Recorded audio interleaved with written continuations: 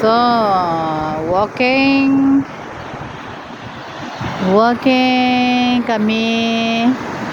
Medyo maalon siya.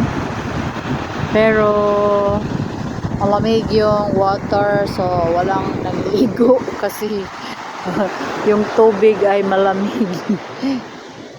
Ayan yung aming area ng hotel. Ang laki pala nitong hotel na to. Hanggang dyan. Yan. Yung mga nagsasunbathing na yan. Kasama yan. At magwo-walking ako para hindi ako malumpo sa sa Panay stay doon sa room. Oh guys, ayan yung mayroon ditong fishing guys, ano bang tawag dito eh, yung magpi-fishing ka.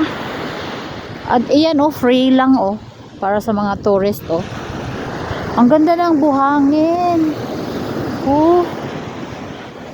Gusto ko yung paa ko iliblib dito para mawala yung mga rayo-rayuma ko. Ayan yung fishing. Hindi naman kami marunong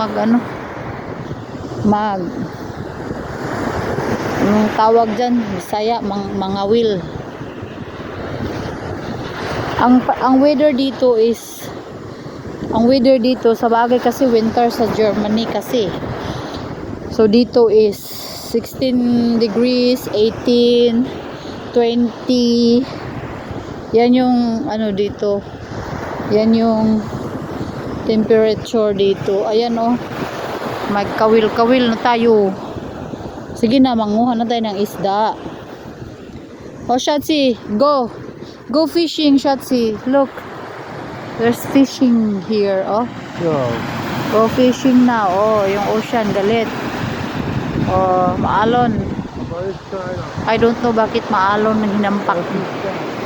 Kain fish, wilder fish is pubay. Grosse Villain. Wibe.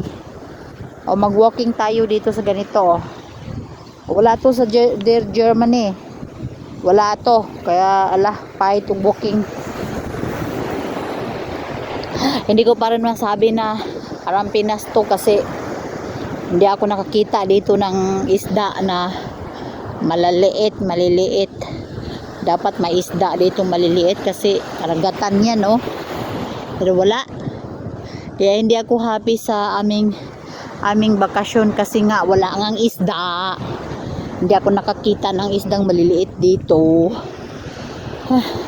Mag-walking muna kami. Ay nako, dito na lang yung aking video. Bosh.